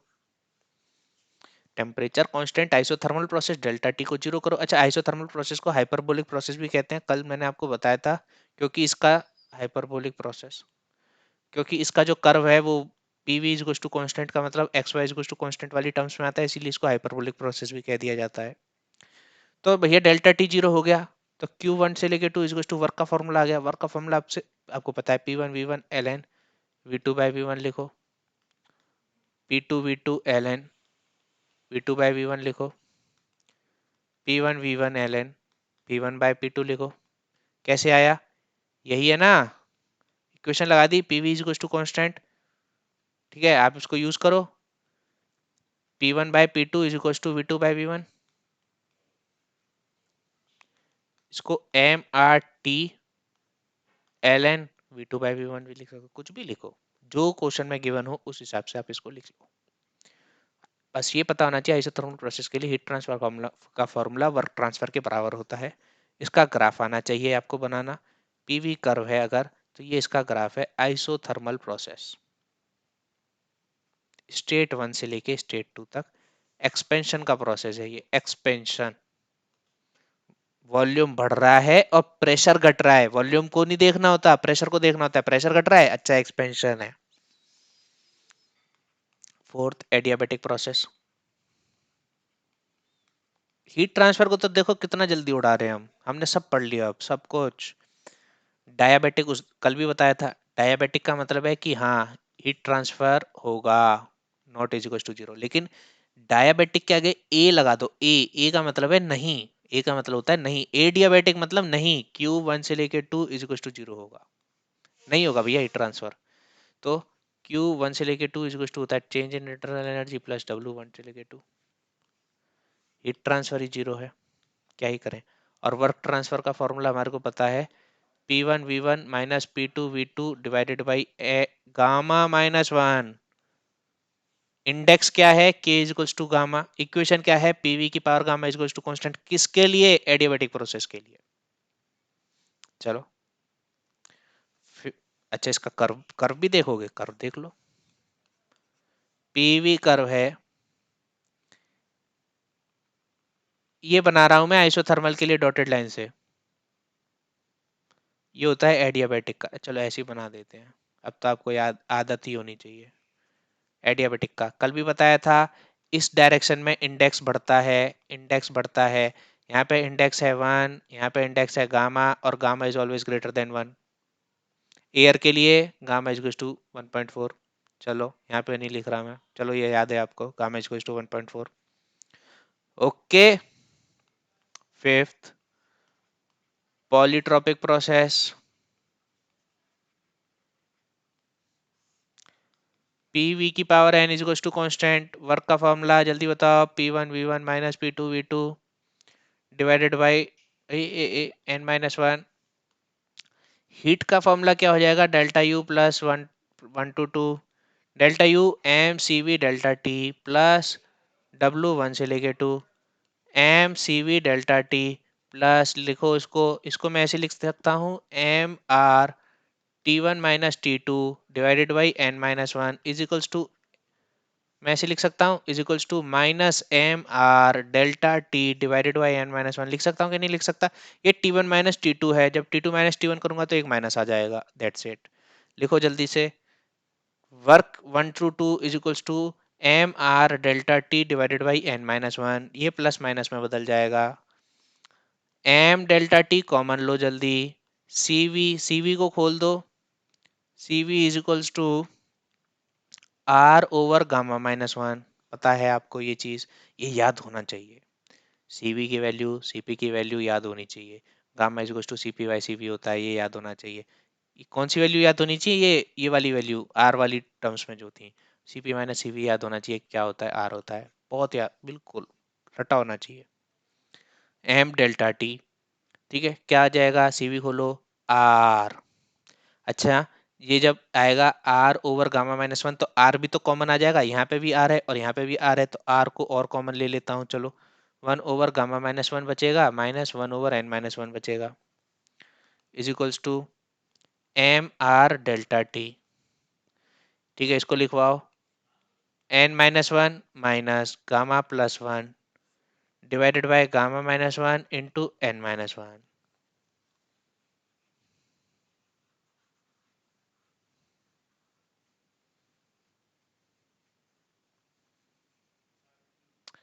अच्छा, ये मैं मिटा रहा हूँ यहाँ से,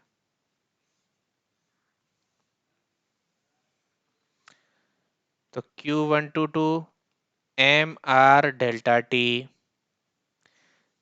वन से वन चल बसे, क्या बच गया, N minus gamma over gamma minus one और एन माइनस वन, ये बच गया।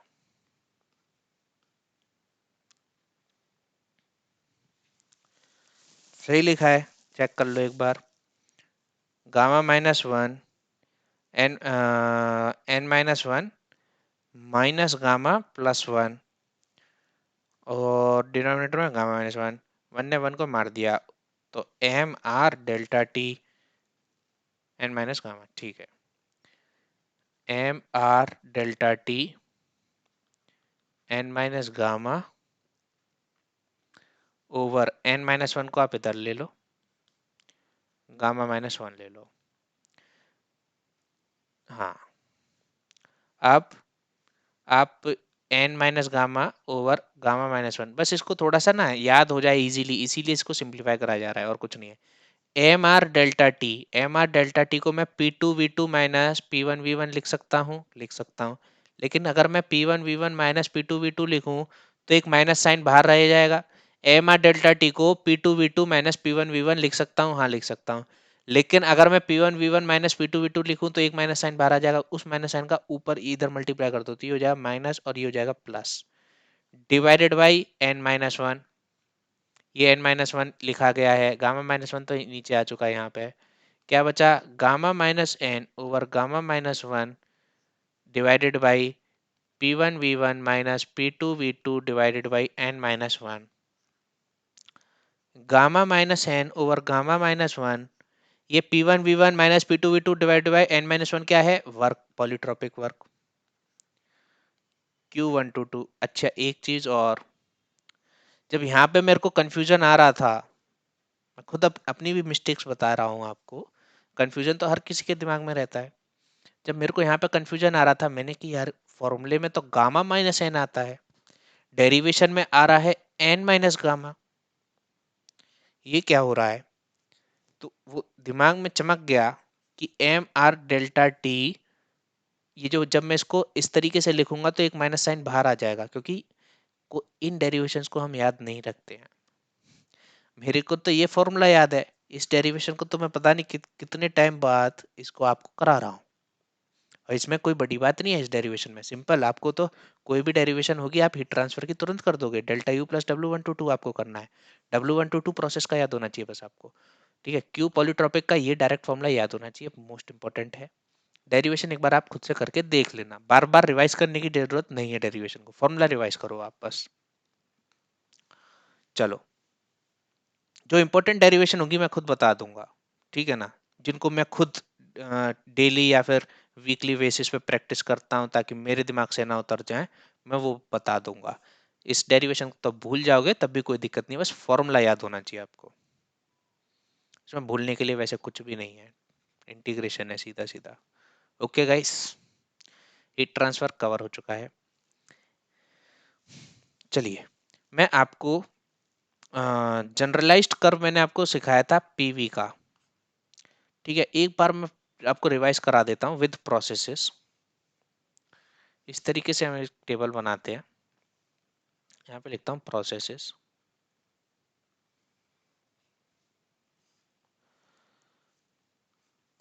तो अगर मैं बात करूँ, प्रेशर कांस्टेंट होगा और इंडेक्स की बात हो रही है, इंडेक्स, तो इंडेक्स कौन सा होगा, प्रेशर कांस्टेंट है, कांस्टेंट प्रेशर के लिए इंडेक्स होता है 0। ठीक है, ये भी ऐसा नहीं है, याद रखना है, ये आदमी आज पढ़ा है तो कल भूलता है, इसको आप ऐसे तुरंत डिराइव कर लिया करो। M R T, M R T है ना, कांस्टेंट प्रेशर रखना है, पी को अगर कांस्टेंट रखना है तो वी की पावर लगा दो 0। ठीक है, वी की पावर लगा दो 0। वॉल्यूम कांस्टेंट रखना है तो के इंडेक्स होता है इनफाइनाइट।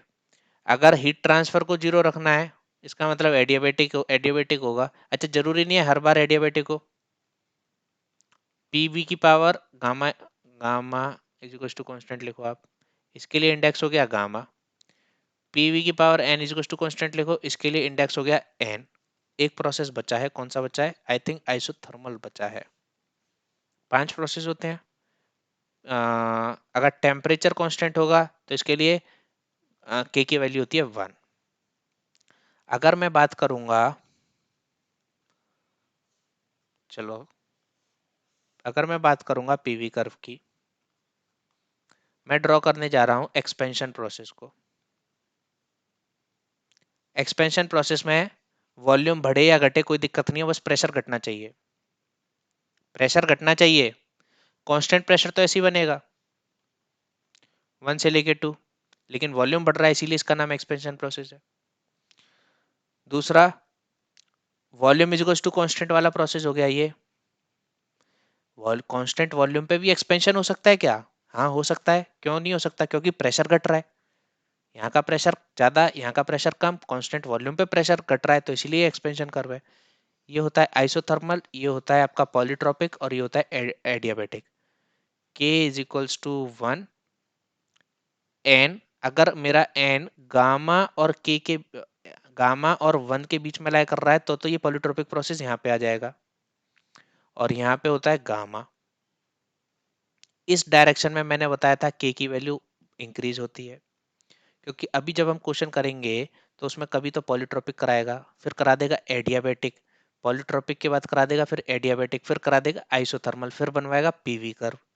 तो दिमाग में ये ना हो ऐसे ही आइडियाबेटिक, ऐसे ही आइसोथर्मल, ऐसे ही पॉलीट्रोपिक, ऐसा नहीं हो कि हम एक ही लाइन के ऊपर 3 लाइन खींच दें कहीं हाँ लो बन गया, ऐसा नहीं।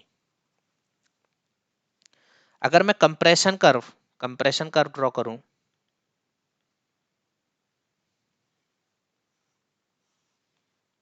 पीवी, कंप्रेशन कर्व में पीछे चलो, प्रेशर बढ़ना चाहिए। कंप्रेशन कर्व का मतलब क्या, एम क्या हो गया, कंप्रेशन मतलब वॉल्यूम, वॉल्यूम से नहीं है, कंप्रेशन का मतलब है प्रेशर, प्रेशर बढ़ना चाहिए।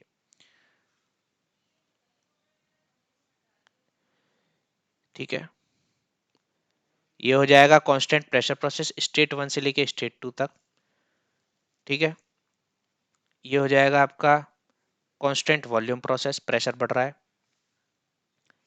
एक ये प्रोसेस आएगा, एक ये प्रोसेस आएगा, एक ये प्रोसेस आएगा। पहचाने कैसे कौन सा कौन है, ये होता है तुम्हारा k इक्वल्स टू 1 वाला, ये होता है तुम्हारा n lying between gamma and 1, और ये होता है तुम्हारा गामा वाला।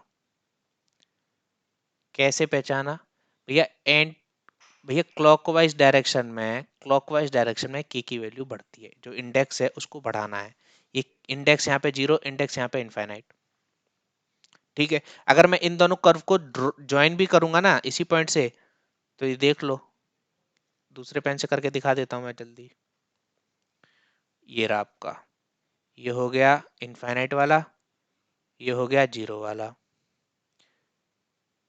ये है आइसोथर्मल, एडिया पॉलीट्रोपिक, एडियाबेटिक। क्लियर हो गया। अब आप वर्क ट्रांसफर जानते हो, हीट ट्रांसफर जानते हो, इंटरनल एनर्जी जानते हो, लेकिन आप इनके क्वेश्चंस करना नहीं जानते हो।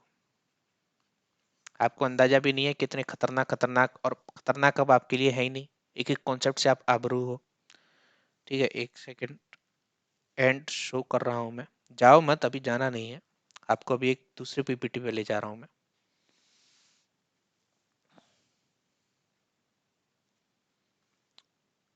Okay, So this is the PPT. Just wait for a second, थोड़ा सा लैग होता है जब मैं PPT ऑफ करता हूँ तो।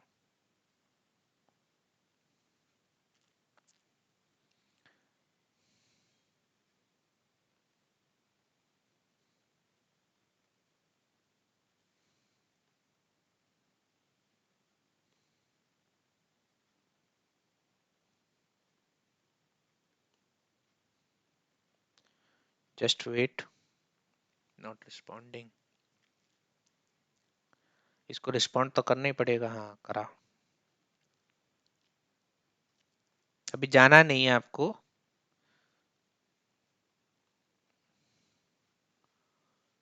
ओके।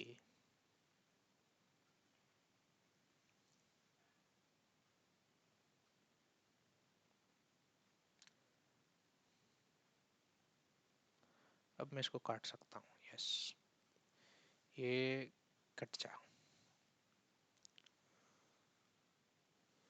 ये है मेरी एक पीपीटी, ये 18 फरवरी न्यूमेरिकल्स।